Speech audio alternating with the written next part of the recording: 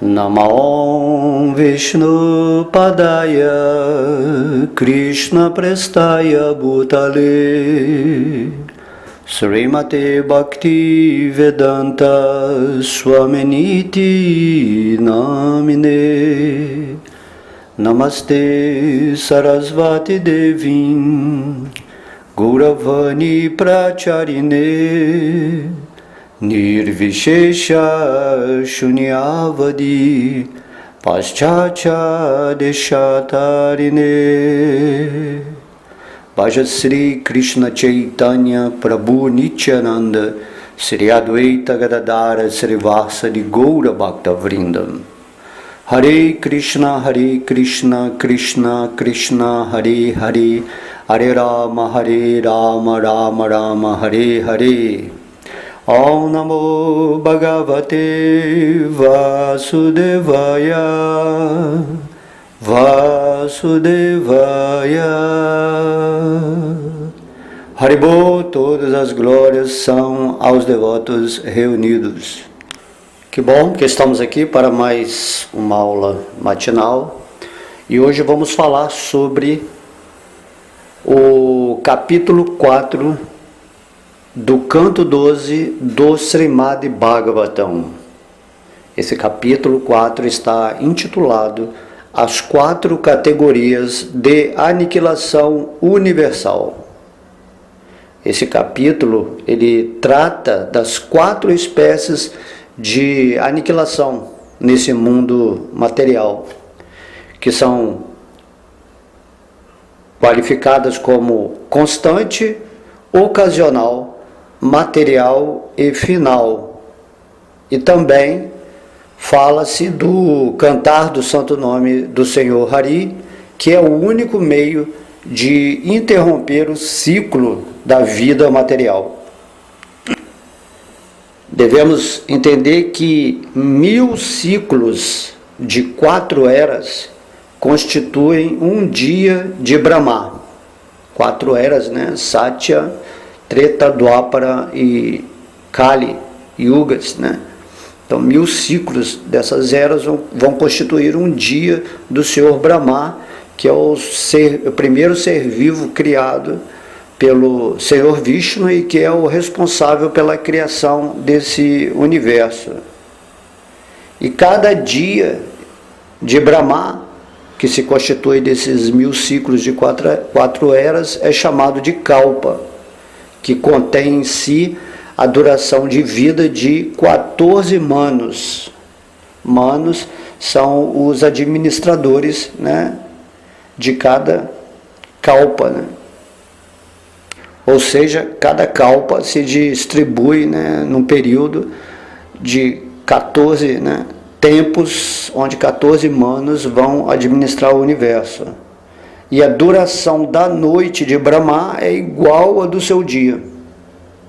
Durante sua noite, Brahma dorme e os 3 sistemas planetários sofrem uma destruição. Então essa é a aniquilação ocasional, quando o ser vivo, né, primário desse universo, que é o Senhor Brahma, ele dorme, então todo o universo entra no Senhor Brahma, assim como quando sonhamos, né, o nosso mundo entra na nossa mente. E também outro tipo de aniquilação é quando o período de 100 anos da vida do Senhor Brahma acaba e aí ocorre a aniquilação material total. Nesse momento, os 7 elementos da natureza material, a começar do Mahati e o ovo universal inteiro, composto deles, são destruídos. Quando alguém atinge o conhecimento acerca do absoluto, ele compreende a realidade dos fatos. Então, quando o Senhor Brahma termina o período de vida dele, ele é absorvido, né, por Garbhodakashayi Vishnu, essa personalidade de Deus, juntamente com todos os elementos, né, do universo. É dito que Cada ovo universal onde estamos é constituído de 7 camadas sutis, né? Uma 10 vezes maior do que a outra. Então, quando alguém atinge o conhecimento, ele entende, né, a realidade dos fatos, a natureza dessas aniquilações. Essa pessoa percebe que todo o universo criado encontra-se à parte do absoluto e, portanto, é irreal. Ou seja, ele se manifesta por um tempo e depois ele é absorvido, né, no Ser Supremo. Esta se chama, né, a aniquilação final, quando a pessoa tem esse conhecimento e sai da maia da energia material, então ele aniquila tudo e volta para o Ser Supremo. A todo o instante, o tempo invisivelmente transforma os corpos de todos os seres criados e de todas as outras manifestações da matéria. E este processo de transformação faz que a entidade viva sofra a constante aniquilação dos nascimentos e mortes. Esse é outro tipo de aniquilação. Aqueles que possuem visão sutil ou refinada afirmam que todas as criaturas, incluindo o próprio Senhor Brahma, estão sempre sujeitas à geração e aniquilação. Vida material significa subjugação a nascimento e morte, ou a geração e aniquilação. Essa é a qualidade específica, né, da energia material, que ela não é eterna, ela é temporária. E o único barco adequado para atravessar o oceano da existência material, que de outra forma é impossível atravessar, é o barco da audição submissa dos nectários passatempos da Suprema Personalidade de Deus. Ou seja, quanto mais estivermos, né, associados com os tópicos referentes à divindade, este será o caminho de nos libertarmos deste ciclo material de nascimentos e mortes, conforme está sendo aqui explicado no Srimad Bhagavatam, e os passatempos do Senhor Krishna, né, do Senhor Krishna mesmo, estão no 10º canto do Srimad Bhagavatam, e também devemos ouvir os passatempos das outras encarnações e expansões de Deus na relação com os seus devotos. Essa audição, né, também em Kali Yuga, do santo nome de Deus, vai fazer com que a nossa mente se purifique, que nós possamos entender Deus e daí, né, estar nos preparando para voltar para o mundo original de consciência, que é chamado de Vaikuntha Loka, Dham. Então, nesse primeiro verso do canto 12, capítulo 4, Shukadeva Goswami está dizendo para Maharaj Parikshit: meu querido rei, já te expliquei as medidas de tempo, a começar da menor fração medida pelo movimento de um único átomo até a duração total da vida do Senhor Brahma. Também tratei da medida dos diferentes milênios da história universal. Agora, ouve sobre o tempo do dia de Brahma e o processo de aniquilação. 1000 ciclos de 4 eras constituem um único dia de Brahma, conhecido como um kalpa. Neste período, ó rei, 14 manos vêm e vão. Depois de um dia de Brahma, acontece a aniquilação durante sua noite, que tem a mesma duração. Neste momento, todos os 3 sistemas planetários ficam sujeitos à destruição. Esta aniquilação chama-se ocasional, durante a qual o Criador original, que é o Senhor Narayana, deita-se sobre Anantashesha, sua cama, e absorve o universo inteiro dentro de si, mesmo enquanto o Senhor Brahma dorme. Então, quando o Senhor Brahma dorme, ele é absorvido, né, o universo inteiro no Senhor, né, Narayana, ou Garbhodakashayi Vishnu, que está deitado em Anantashesha, a sua cama de serpentes, né, sua cama serpente, que nada mais é do que o Senhor Balarama. É uma expansão do Senhor Balarama, esse Anantashesha. Shukadeva continua dizendo: quando as duas metades da vida do Senhor Brahma, o ser criado mais sublimes, estão completas, os 7 elementos básicos da criação são aniquilados. Então, esses 7 elementos básicos, né? Terra, água, fogo, ar, éter, mente, inteligência e o Mahatattva, são aniquilados quando o Senhor Brahma completa a sua vida de 100 anos, que é assim um número estrondoso de tempo, né? Então ele continua falando: ó rei, com a aniquilação dos elementos materiais, o ovo universal, que consiste na amalgamação dos elementos da criação, confronta-se com a destruição. Então é significativo que Shukadeva Goswami, o mestre espiritual do rei Parikshit, esteja falando sobre a aniquilação cósmica pouco antes da morte de seu discípulo. Por ouvirmos com atenção a história da destruição universal, podemos compreender facilmente que nossa própria partida deste mundo temporário é um incidente insignificante dentro do âmbito gigantesco da manifestação material total.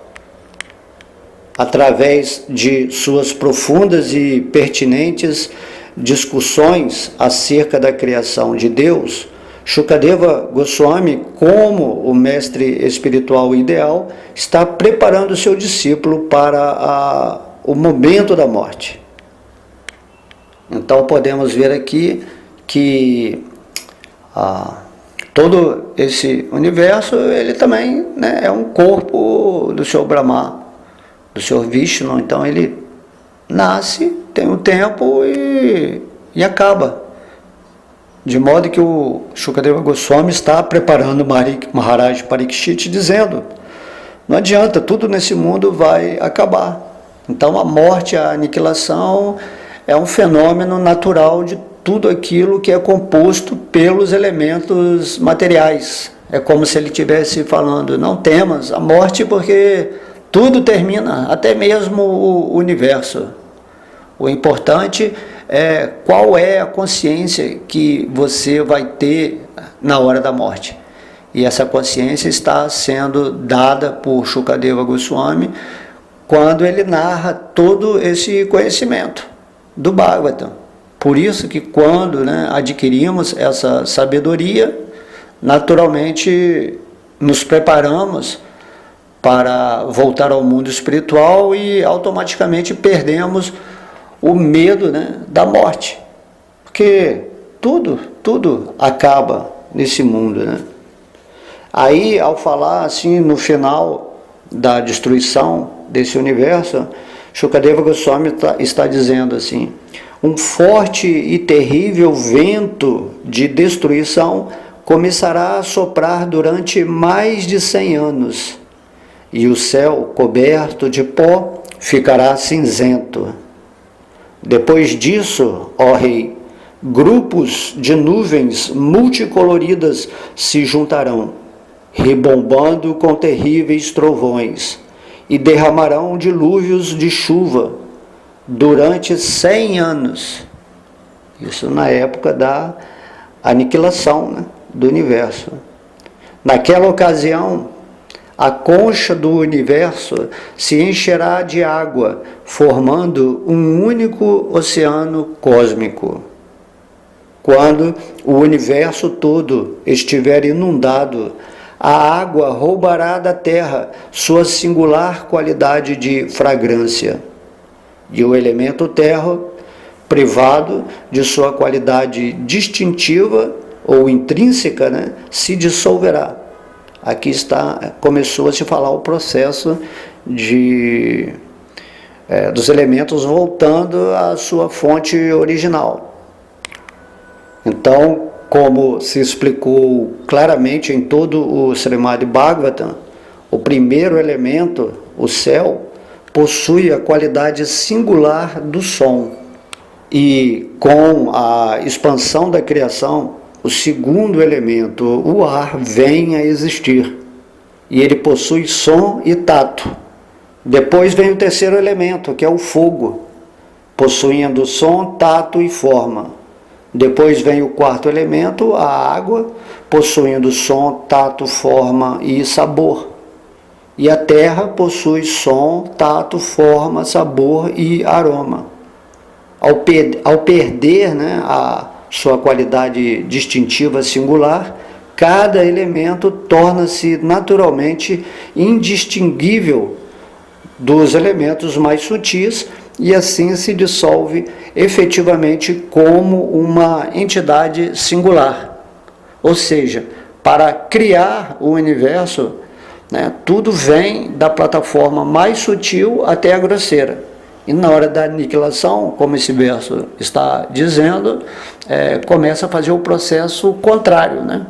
A terra se absorve na água, a água se absorve no fogo, o fogo no ar, o ar no éter, e assim por diante, até que tudo volta ao estágio dos elementos na forma assim, mais refinada e pura, ou primordial.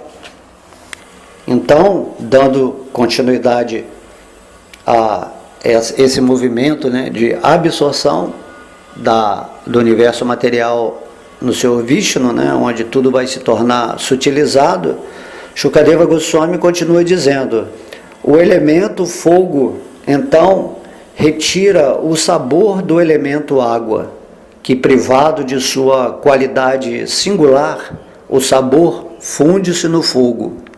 O ar toma a forma inerente ao fogo, e então o fogo, privado de forma, funde-se no ar. O elemento éter toma a qualidade do ar, a saber, o toque, e então o ar entra no éter. Então, ó rei, o falso ego na ignorância toma o som, a qualidade do éter, depois do que o éter se funde no falso ego. O falso ego, no modo da paixão, toma conta dos sentidos, e o falso ego, no modo da bondade, absorve os semideuses.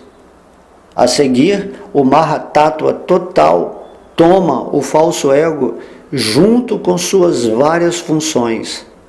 E este Mahat é tomado pelos três modos básicos da natureza: bondade, paixão e ignorância. Meu querido rei Parikshit, esses modos são apanhados ainda pela forma imanifesta original da natureza, impelida pelo tempo. Essa natureza imanifesta não está sujeita às 6 espécies de transformação causadas pela influência do tempo. Ao contrário, elas não têm princípio nem fim. É a causa imanifesta, eterna e infalível da criação. E nessa fase imanifesta da natureza material, chamada Pradana, não existe expressão de palavras, nem mente, nem manifestação dos elementos sutis, a começar do Mahat, nem existem os modos da bondade, paixão e ignorância. Não existe ar vital, nem inteligência. nem sentidos, nem semideuses. Não existe um arranjo definido dos sistemas planetários, tampouco estão presentes as diferentes etapas da consciência, o sono, a vigília e o sono profundo. Não existem éter, água, terra, ar, fogo ou sol. A situação é tal qual a do sono completo ou do vácuo. De fato, ela é indescritível. As autoridades da ciência espiritual explicam, porém, que como o pradana é a substância original, ele é a base real da criação material. Então, nesses dois versos aqui, logo lá no comecinho do Srimad Bhagavatam, né, no canto 2, o Senhor Brahma explica assim como ele está criando, né, a natureza material. E aqui nós estamos vendo exatamente o processo inverso, né? Então, lá é explicado como Mahavishnu, né, lança essa natureza imanifesta, e dali dos elementos básicos tudo vai sendo criado, né? Inclusive no final se forma esse ovo universal, onde o próprio Deus entra como o Garbhodakashayi Vishnu. E aqui nesses dois versos estão sintetizados assim tudo assim, tudo que existe como base da criação material. São versos muito interessantes de se estudar. E no final, quando acaba, né, a vida do Senhor Brahma, e esse ovo é assim absorvido pelo Senhor, né, Mahavishnu, para que depois um novo universo seja criado. Então aqui Shukadeva Goswami está explicando que, assim, que esta é a aniquilação chamada Prakrita, durante a qual as energias pertencentes à pessoa suprema e sua natureza material e manifesta, desmontadas pela força do tempo, são privadas de suas potências e se fundem por completo. Então, nessa aniquilação, né, o universo volta a ser nada, porque tudo está dentro da mente, da consciência de Deus.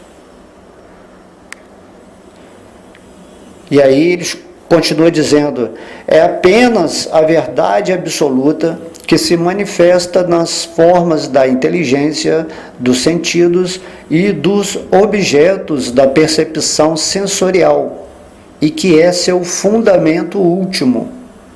Tudo que tem um princípio e um fim é insubstancial por ser um objeto percebido por sentidos limitados e por não ser diferente de sua própria causa.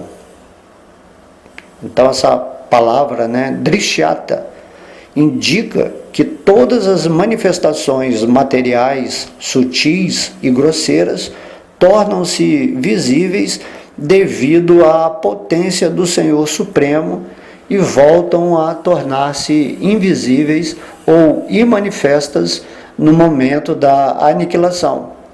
Elas não são, portanto, separadas em essência da fonte de sua expansão e retração. Então, isso é maravilhoso, entender esses versos, que tudo, né, na energia, do contexto dessa energia material que julgamos assim, tão de grandeza assim, ilimitada, né, tudo isso aí é um movimento atômico da consciência de Deus que depois se funde, né, na sua energia imanifesta, né? Então tudo é Deus e sua consciência manipulando esses elementos para criar tudo, desde as sutilezas da criação até os planos mais grosseiros.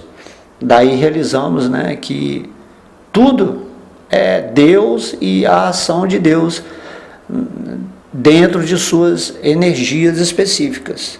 Então aqui está mostrando que esse universo todo tudo isso que podemos contemplar, né, em nossos corpos grosseiros e sutis, vem de uma articulação, de uma energia manifesta de acordo com o poder consciente de Deus, que é o Criador, né? É o pintor de todas aquilo que se chama realidade manifesta no mundo material. E nessa aniquilação vemos que tudo volta à sua fonte original, e nessa fonte, né, não tem tempo, não tem espaço, não tem planeta, não tem ordem universal, não tem vigília, não tem sonho, sono sem sonho, enfim, não há nada. Ali a base é completamente como se fosse um vácuo, né? Um nada. Mas quando Mahavishnu, né, o Krishna quer criar, ele usa o seu poder e manifesta tudo. E aí o universo fica nesse inteirinho, né? Ele aparece, depois Deus entra, assim como o corpo material, né? Nosso corpo se manifesta, né? Porque nós entramos dentro dele, e depois, quando saímos do nosso corpo, todos os elementos constituintes do nosso corpo voltam ao nada, né? Interagem se transformam e entram de novo na constituição de novas formas, e assim também. Assim também é com o universo. Então, Shukadeva Goswami continua dizendo: a lamparina, o olho que vê mediante dessa lamparina, e a forma visível que é percebida, são todos basicamente não diferentes do elemento fogo, já que o fogo é o responsável, né, pela manifestação da forma, é o elemento intrínseco do fogo. E da mesma maneira, a inteligência, os sentidos e as percepções sensoriais não têm existência separada da realidade suprema, embora essa verdade absoluta permaneça 100% distinta deles. Então esse verso aqui, né, esse capítulo aqui está se mostrando muito místico, né? Então o objeto, aquele que percebe, né, o sentido que percebe o objeto, e a contemplação, né, e a luz que é manifesta, né, para dar condições ao objeto ser manifesto ao sentido, tudo isso é a interação do elemento fogo. Então, também a inteligência, os sentidos e todas as percepções que podemos ter, elas não têm a realidade separada, né, da verdade absoluta. E essa verdade absoluta, mesmo assim, é completamente transcendental a tudo isso, porque ela é a fonte que dá consciência e manipula todos esses elementos para que tenhamos essas experiências, né, particulares em todas as dimensões de existência. Shukadeva Goswami continua dizendo: os 3 estados de inteligência chamam-se consciência desperta, sono e sono profundo. Porém, meu querido rei, as variadas experiências criadas por esses diferentes estados para a entidade viva pura não são nada mais que ilusão. De modo que a consciência de Krishna, né, estarmos situados na consciência de Deus, assim, pura, ela existe além dos vários estados da consciência material. Assim como a escuridão desaparece na presença da luz, a inteligência material ilusória, que é experimentada como percepção normal, né, o estado de vigília, sonho e sono profundo, desaparece por completo na brilhante presença da consciência de Krishna pura, a condição constitucional de toda entidade viva. Aqui esse verso assim, mostrando que esse estado que estamos agora de vigília, né, que estamos agora ouvindo essa palestra e contemplando as coisas à nossa volta. Também quando você está sonhando, aquele mundo, né, que aparece no sonho, ou também quando você está num sono tão profundo que não há mais assim nada.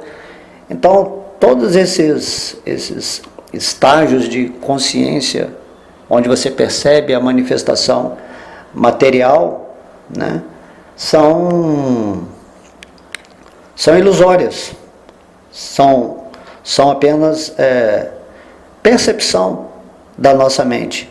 Porém, existe um quarto estado de consciência, né, que é essa consciência de Krishna, e tão logo atinjamos esse ponto da nossa consciência real do espírito, esses três estados, né, de vigília, sonho e sono sem vigílias, eles vão deixar de existir.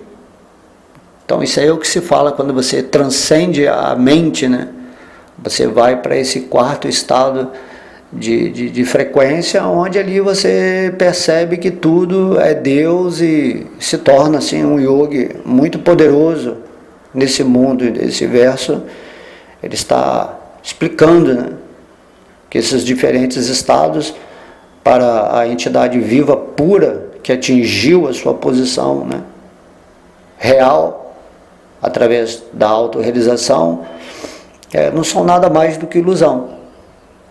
Então não adianta ficar aqui nesse mundo aqui de vigília ou de sonho, de ilusão, tentando lutar por objetivos assim a serem conquistados de uma maneira tão ambiciosa ou luxuriosa.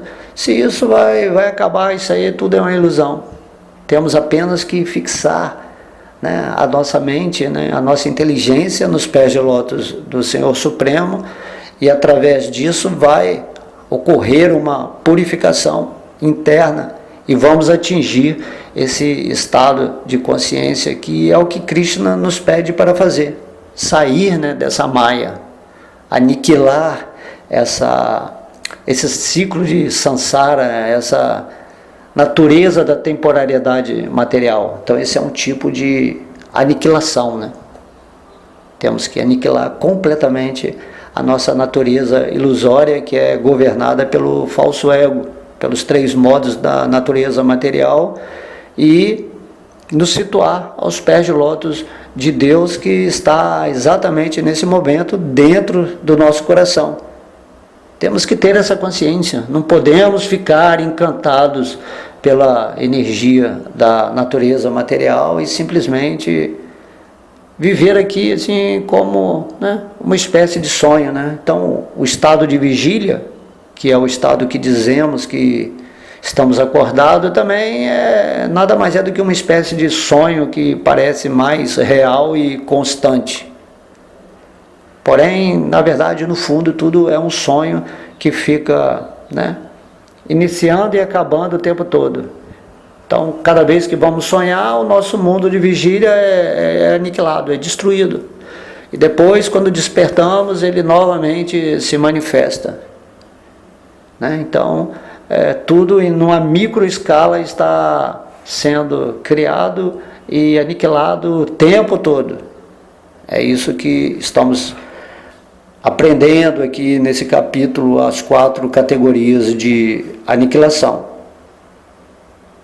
Depois Shukadeva Goswami continua dizendo: assim como as nuvens no céu vêm a existir e depois se dispersam em virtude da amalgamação e dissolução de seus elementos constitutivos, este universo material é criado e destruído dentro da verdade absoluta, devido à amalgamação e dissolução de suas partes elementais constitutivas. Então aqui nesse verso podemos ver também que nós, como partes integrantes do Senhor Krishna, manifestamos tudo dentro da nossa consciência, né? A mente em si, que projeta o mundo material com seus diversos estados, né, de realização de experiências, né, estado de vigília, de sonho e sono sem sonho, se manifestam né, dentro da nossa mente, mas a mente é um poder da nossa consciência. E aqui também, né, então tudo no nosso pequeno mundo é constituído pela vibração da nossa consciência. Assim como todo esse universo está dentro da consciência da verdade absoluta, devido à amalgamação e dissolução de suas partes elementais constitutivas. Então, tudo nesse mundo material é criado e destruído dentro da verdade absoluta, da consciência suprema. Essa consciência suprema é chamada, né, Vasudeva, a consciência que está presente em tudo, né, e em todos. Onipresença, onisciência e onipotência.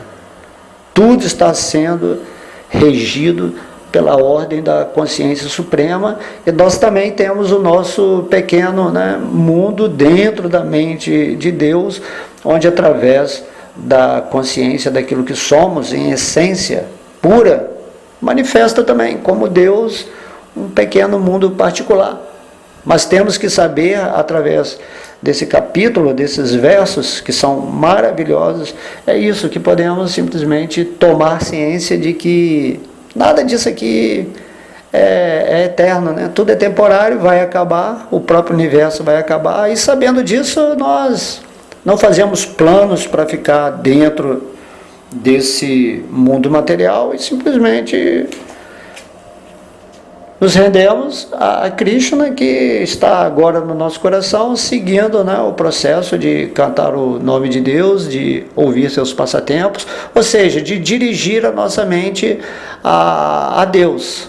Quanto mais fixamos a nossa mente em Deus, e por isso Deus deixa aqui um material bem interessante para meditarmos nele, né, tais como seus passatempos, o seu conhecimento, né, tudo, a amostragem de suas qualidades, o seu nome, e seguindo assim nos libertamos desse ciclo de samsara e atingimos aquilo, né, que Deus está nos dando aqui através desse conhecimento, que é a autorrealização.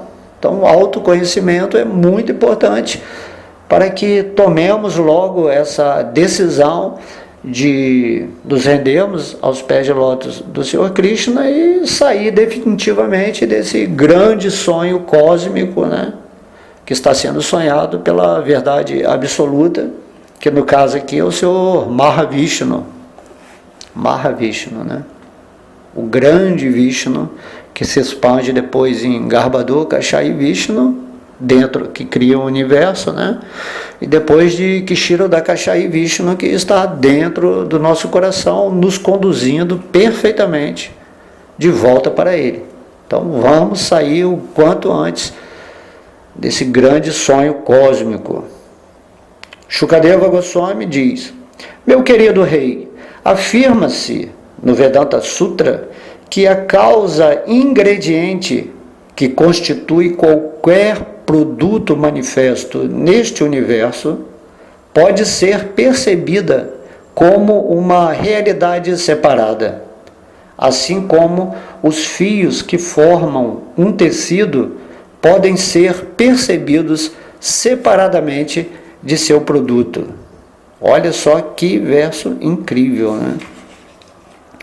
Tudo o que se experimenta em termos de causa geral e efeito específico deve ser ilusão, porque tais causas e efeitos existem apenas em relação uns com os outros. De fato, qualquer coisa que tenha um começo e um fim é irreal. Então, não se pode perceber a natureza de uma causa material sem a percepção do efeito. Por exemplo, não se pode perceber a natureza ardente do fogo sem a observação dos efeitos do fogo, que são um objeto em chamas ou a cinzas. De igual modo, não se pode compreender a qualidade saturante da água sem a observação do efeito, que é um pano ou papel encharcado. O poder organizador de um homem não pode ser compreendido sem que se observe o efeito de seu trabalho dinâmico. Ou seja, uma instituição sólida, por exemplo. Dessa maneira, não só os efeitos dependem de suas causas, mas a percepção da causa também depende da observação do efeito. Logo, ambos são definidos em relação um com o outro e têm um começo e um fim.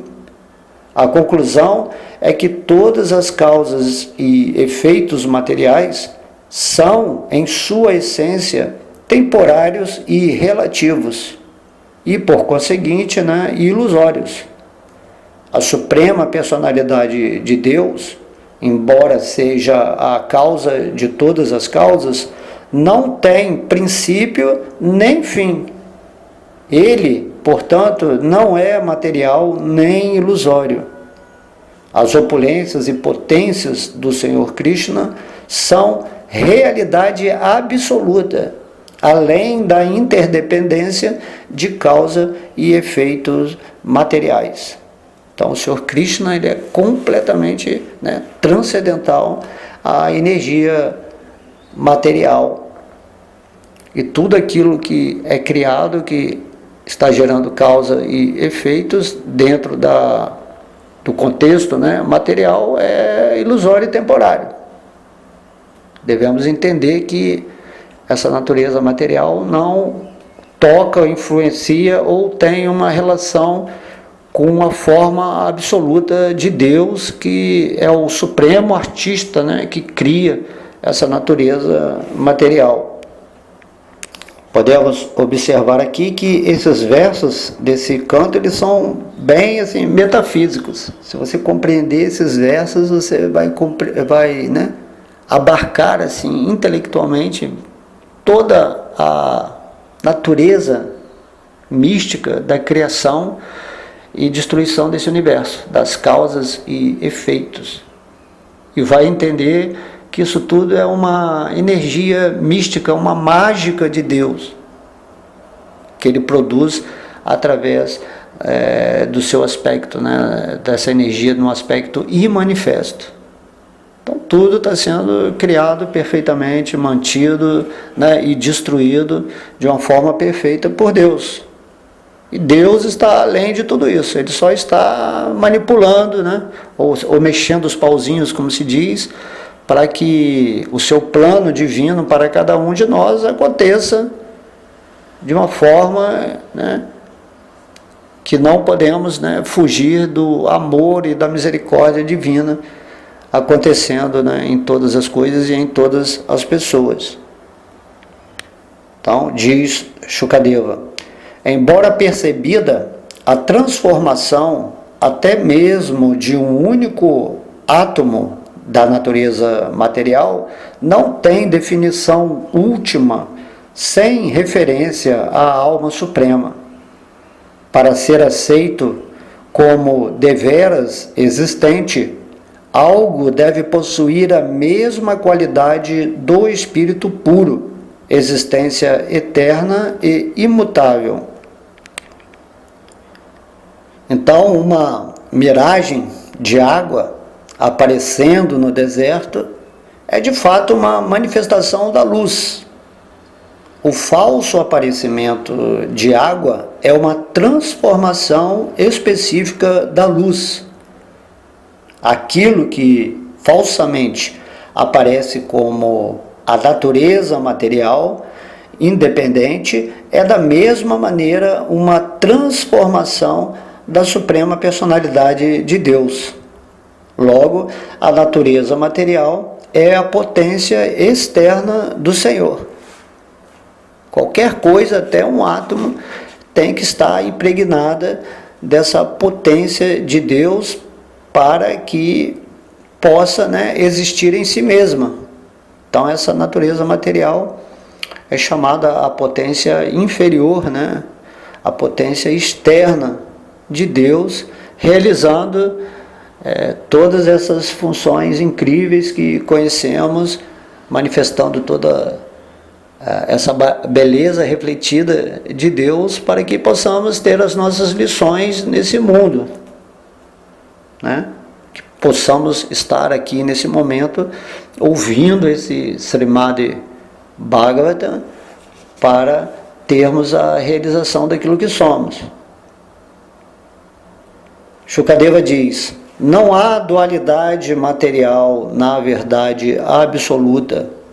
A dualidade que é percebida por um homem ignorante é como a diferença entre o céu contido num pote vazio e o céu fora do pote, ou a diferença entre o reflexo do sol na água e o próprio sol no céu, ou a diferença entre o ar vital dentro de um corpo vivo e aquele dentro de outro corpo. Conforme seus diferentes propósitos, os homens utilizam o ouro de várias maneiras, e portanto percebe-se o ouro de várias maneiras.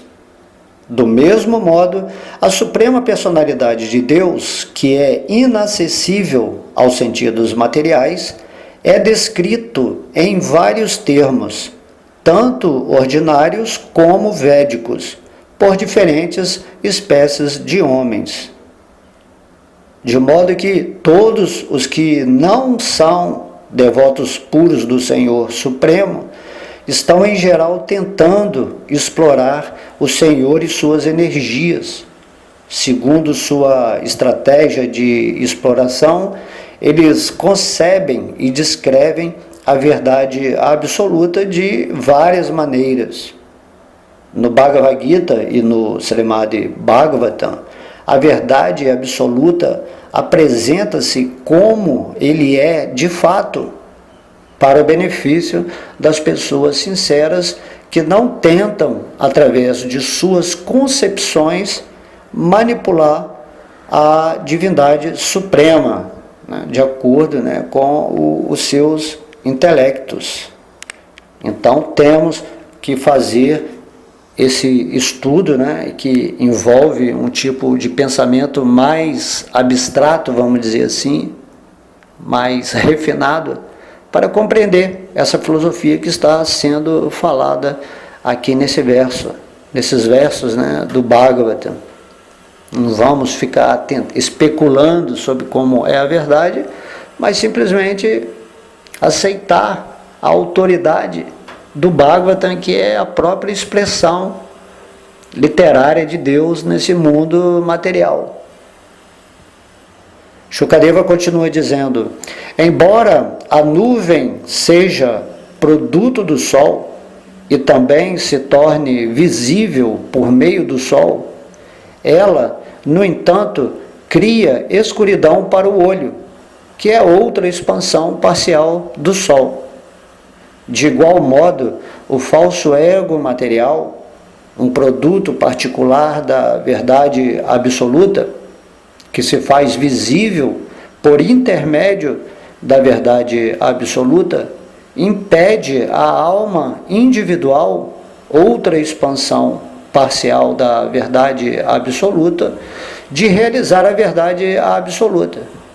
Esses versos, eles estão simplesmente assim, né, distinguindo metafisicamente toda a ciência de conhecer como funcionam, né, os modelos, nossos meios de compreender a divindade suprema, mostrando aqui que esse falso ego, né, material que nos ilude, né, ele também é um produto, né, particular da verdade absoluta de Deus, e que ele só pode ser um elemento de expressão na nossa vida por intermédio dessa verdade absoluta.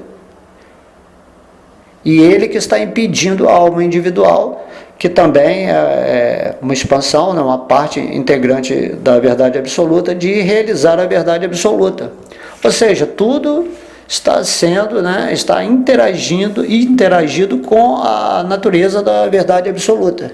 Então, logo, fiquemos imersos, né, em Krishna, em Deus, em Vishnu, no nosso coração, e atinjamos esse ponto de consciência, de conexão, de interação absoluta com Deus, vamos realizar tudo isso, né?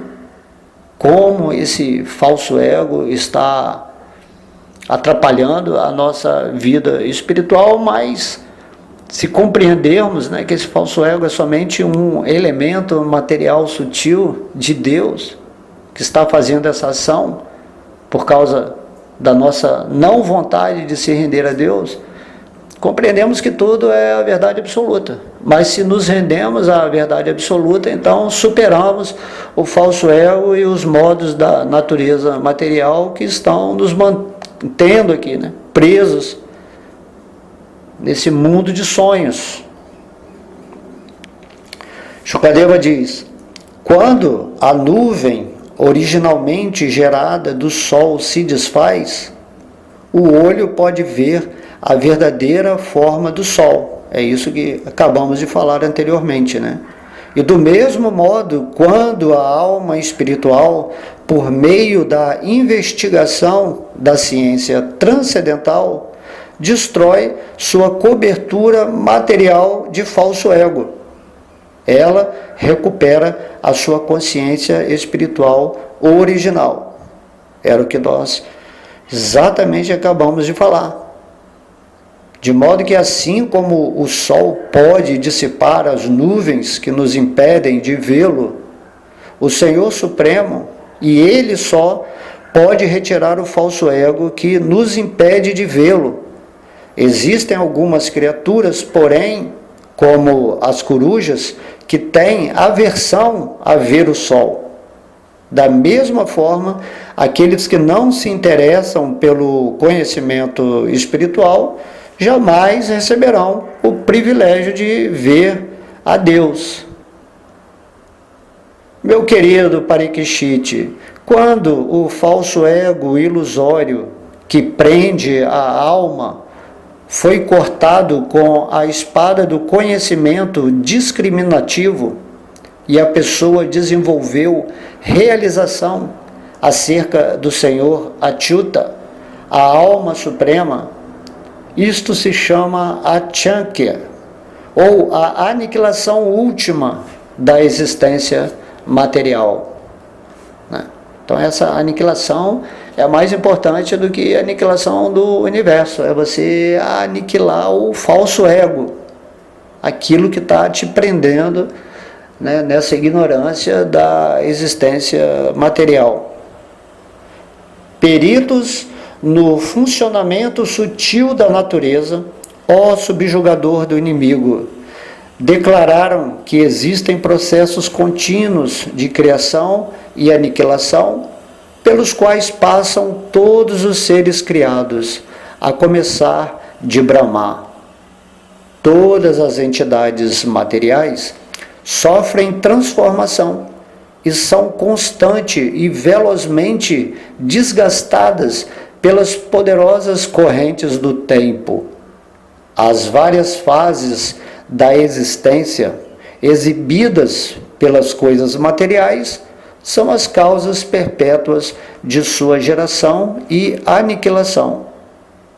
Essas fases de existência, criadas pelo tempo interminável, o representante impessoal do Senhor Supremo, não são visíveis, assim como não se podem ver diretamente as infinitesimais e momentâneas mudanças de posição dos planetas no céu. Embora todos saibam que o Sol sempre se move no céu, em geral não se pode ver o seu movimento. Do mesmo modo, ninguém pode perceber diretamente o cabelo, por exemplo, ou as unhas crescendo, embora percebamos que com o passar do tempo eles crescem. O tempo, que é a potência do Senhor, é muito sutil e poderoso e é uma barreira insuperável para os tolos que tentam explorar a criação material. Dessa maneira, descreve-se o progresso do tempo em termos das 4 espécies de aniquilação: contínua, ocasional, elemental e final. Ó melhor dos curos, relatei-te essas narrações dos passatempos do Senhor Narayana, o Criador deste mundo e o reservatório último de toda a existência, apresentando-as a ti apenas sucintamente. Nem mesmo o próprio Senhor Brahma seria capaz de descrevê-las em sua totalidade. Para quem está sofrendo no fogo de incontáveis misérias e deseja atravessar o intransponível oceano da existência material, não existe nenhum barco adequado, exceto o do cultivo da devoção ao gosto transcendental pelas narrações dos passatempos da Suprema Personalidade de Deus. Embora não seja possível, descrever na íntegra os passatempos do Senhor, mesmo uma apreciação, digamos, parcial, pode salvar o ser vivo das intoleráveis misérias da existência material. Só se pode remover essa febre da existência material por meio do remédio do santo nome e dos passatempos do Senhor Supremo, que são narrados com perfeição aqui no canto 10 do Srimad Bhagavatam, principalmente, e de todos os outros capítulos, Então, o próprio Krishna, quando veio aqui também há 500 anos, como o Senhor Chaitanya Mahaprabhu, ele falou exatamente isso também, que está confirmado aqui no Bhagavatam, que se nós mantivermos a nossa mente desse conhecimento dos passatempos de Krishna, se sempre nos absorvemos nesses passatempos e também no canto de seu santo nome, essa é a forma, em Kali Yuga, que é a forma mais pesada de escuridão, de prisão, de nos libertarmos dela. Por isso Krishna ele está dizendo no Bhagavad Gita, pensa sempre em mim, torna-se um devoto. Então, esse material do Bhagavatam, do Gita, de vários devotos puros narrando sobre Deus, tudo isso aí é material para absorvermos a nossa mente nos assuntos relativos a Deus, e daí nos libertamos dessa maia louca, desse mundo assim, que agora entendemos muito bem aqui, se estudarmos esse verso, a natureza metafísica desse mundo material. Por isso o Senhor Chaitanya Mahaprabhu, em seu primeiro verso, ele está glorificando os tópicos referentes a Krishna, e ele diz todas as glórias ao Sri Krishna Sankirtana, pedindo que as almas se reúnam nesse espírito de aventura, de autorrealização, todo mundo contando, fazendo aulas sobre os passatempos, assim como estamos fazendo aqui nessa aula, narrando os versos de Krishna, falando sobre Krishna, todo mundo cantando o nome de Deus, adorando as deidades, fazendo aquela praçada gostosa na comunhão de associação amigável em Deus. Assim, tudo aquilo que é relativo a Krishna, estando ele centralizado na nossa vida, é o que devemos fazer para escapar dessa natureza ilusória, porque se a nossa mente ficar absorta, absorvida nas situações materiais, isso é apenas uma espécie de sonho que você está mantendo na sua ilusão, e daí isso tudo vai acabar uma hora. Assim como um sonho, quando você entra num sonho, você pode acreditar que aquilo é uma verdade, porém você sai daquela sintonia, daquele estado sutil e entra no estado de vigília e fala, isso aqui era apenas um sonho. Então, da mesma maneira, agora que estamos aqui nesse estado de vigília, nesse momento em que você está usando os seus sentidos, né, o seu sentido do ouvido para ouvir essas palavras, aqui também é uma espécie de sonho. Um sonho que parece que é mais, vamos dizer assim, é real, mas que também é um sonho e que na hora que você vai dormir ele desaparece. Então esse é o nosso poder, né, divino. Nós também manifestamos o nosso próprio mundo e sumimos com ele, assim como, né, Krishna faz o universo aparecer e desaparecer dentro desse sonho cósmico. Vamos aplicar então as nossas energias, né, completamente dentro dessa sabedoria para nos autorrealizarmos o mais rápido possível nessa forma humana que tem exatamente essa natureza da inteligência, né, desse poder discriminativo. Por isso que estamos estudando agora o Bhagavatam, para sabermos qual atitude tomar, né, em relação ao nosso caminho que estamos querendo, a realidade ou a ilusão. Se você viver na ilusão, você jamais vai ser feliz, jamais vai estar satisfeito com nada. Mesmo que momentaneamente você tenha, né, o usufruto das melhores coisas materiais, mas tudo isso vai acabar. Assim como, né, o Criador desse universo, né, pela potência de Deus, o Senhor Brahma, também vai ter um tempo de vida e vai ser depois absorvido na forma de Mahavishnu. E daí depois vai ser criado outro universo e vai ter um outro Brahma, porque Brahma é um posto, né? A alma mais elevada de cada universo é colocada como o criador e regente máximo desse mundo. Entende? Então vamos seguir aqui as instruções do Senhor Krishna para chegarmos ao ponto desejado que o Srimad Bhagavatam nos indica. Então Shukadeva Goswami, terminando os versos aqui, diz: outrora, o infalível Senhor Naranarayana Rishi apresentou esta antologia essencial de todos os Puranas a Narada Muni, que então a repetiu a Krishna Dvaipayana Veda Vyasa, ou Vyasadeva.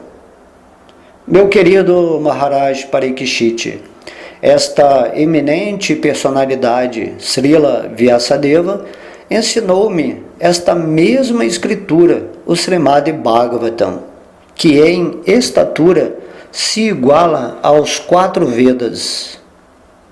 Ó melhor dos Kurus, o mesmo Shuta Goswami, que ora está sentado diante de nós, falará este Bhagavatam aos sábios reunidos no grande sacrifício de Naimisaranya. Isto ele fará quando os membros da Assembleia, liderados por Shaunaka, o interrogarem. Então olha que incrível aqui, né? Shukadeva Goswami falando, né, ele estava narrando ao rei Parikshit e ao olhar ali, Shuta Goswami, que estava assistindo, né, a reunião do Bhagavatam, ele já sabia que todo esse conhecimento que ele estava falando a Maharaj Parikshit ia ser espalhado por Shuta Goswami aos sábios de Naimisaranya, que fizeram um sacrifício de 1000 anos, né, para amenizar os sintomas da Kali Yuga que estavam chegando. Então é impressionante o Bhagavatam, realmente, se você estuda, né, com esse espírito devocional, de vontade real de realizar Deus no seu coração, parece que tudo assim, se torna muito nítido e você para de temer, né, nesse mundo, porque quando você tem, né, dizem que o conhecimento é poder. A partir do momento que você tem esse conhecimento realizado de que nada acontece fora da consciência divina, dentro dessa manifestação material, que são simplesmente movimentos temporários, né, de aprendizados para nós, as almas. Então, destemor completo, perdemos o medo, porque estamos sob o abrigo direto daquele que é a fonte suprema de tudo e que está dentro de tudo, até mesmo dentro de um átomo. Um átomo não pode realizar funções independentemente ou separada, né, da consciência suprema. Em tudo tem que ter a presença consciente de Krishna, de Deus. Por isso se fala que ele é, né, onipresente, ele é onisciente, porque ele sabe, né, de tudo que está acontecendo. Cada um de nós está escolhendo o caminho que deseja para atingir esse propósito último que o Bhagavatam fala. Devemos entender que estamos nesse mundo material porque isso foi uma escolha nossa, de tentar experimentar, né, essa formidável experiência de viver separado de Deus. Mas agora chegamos num ponto onde podemos assimilar esse conhecimento do Bhagavatam e usar a nossa inteligência discriminativa para atingir esse ponto de voltar à nossa essência, à nossa consciência original e nos rendermos a Krishna, porque somos servos eternos amorosos de Deus.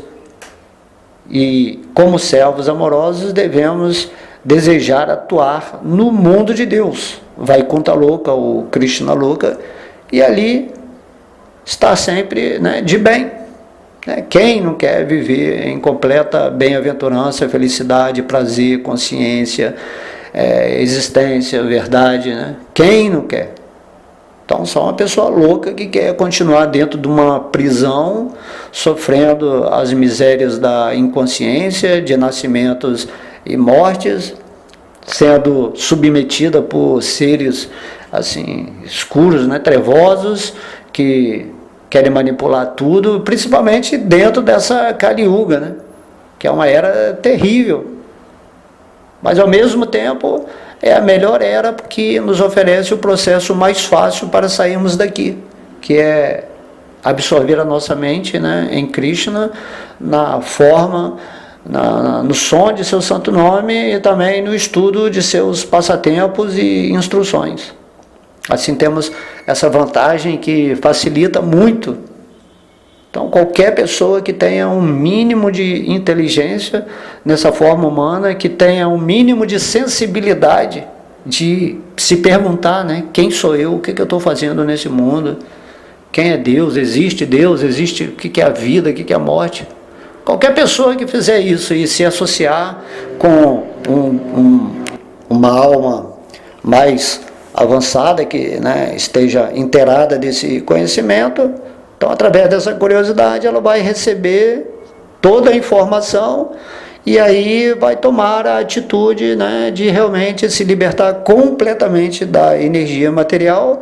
E mesmo estando aqui na energia material, essa pessoa vai estar nesse quarto modo de entendimento, vivendo em Deus, porque tudo é Deus. Só que nós temos que entender o mecanismo dessa energia material em suas causas e efeitos, e esse conhecimento foi dado aqui agora, nessas 4 categorias, né, de aniquilação, nesse capítulo 4, canto 12, onde você realmente, se estudar isso aqui, principalmente na companhia de uma pessoa que tenha, né, mais profundidade de conhecimento, você conhece tudo. Então é maravilhoso isso, apenas um simples capítulo, né, do Bhagavatam, no último canto, te dá toda a revelação que você precisa ter para viver em paz e completamente seguro e refugiado aos pés de lótus de Deus, né? Esse conhecimento também é dado assim, durante os outros cantos do Bhagavatam, né? E aí esse conhecimento é sempre expansivo. Como diz aqui, nem o Senhor Brahma, o ser mais poderoso desse universo, pode descrever sucintamente o conhecimento de Deus, mas o Bhagavatam é considerado o fruto maduro da árvore védica, né?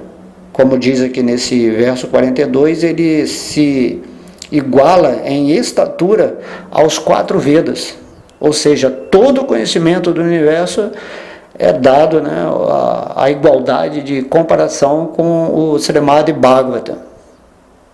Vamos, assim, prestar bastante atenção nisso, né? Vamos consumir esse conhecimento na intenção sincera de realizar Deus em nosso coração, e assim, após a hora da morte, vamos aniquilar completamente esse falso ego, né, essa energia material que nos prende, e voltar para a nossa constituição natural, para o nosso mundo essencial, o lar original, onde vamos ter relações puras e naturais com o Senhor Supremo, do jeito que quisermos, né, do jeito que nós quisermos. Estaremos vivendo nessa plenitude de consciência espiritual junto com a consciência suprema, que é a fonte, a origem, a causa de todas as causas, né? A origem sem origem, e isso nós só vamos compreender quando tivermos transcendido os modos da ignorância, os modos da natureza, e também o falso ego, que nos prende em percepções, né, limitadas de Deus, e gera, assim, através dos modos, vários tipos de especulações que ficam tentando definir Deus. Então, Deus, ele só pode ser realizado através da transcendência da nossa mente. Esse é o objetivo de obter esse conhecimento, né? Obtendo as informações de Deus, ao ler os passatempos, ao nos absorver em Krishna, nós purificamos a nossa mente, e aí Krishna, ele se revela em nosso coração, lá do jeito que só Ele sabe fazer, né? Através de sua graça e sua misericórdia, e nós saímos desse sonho e acordamos de verdade, né? Acordamos não em outro sonho, mas acordamos de verdade dentro do nosso coração. Ok? Espero que vocês tenham gostado dessa aula. Muita luz no coração de todos vocês. Por favor, cantem o nome de Deus a partir de hoje, né? Se absorvam em Krishna, e que vocês sejam abençoados em suas jornadas nesse planeta Terra. Ok? Então, todas as glórias são a Srila Prabhupada, todas as glórias a Sri Sri Radha Krishna, todas as glórias a Gaura, Nitai, ao Mahamantra, né, Hare Krishna, todas as glórias são aos devotos reunidos. Haribol.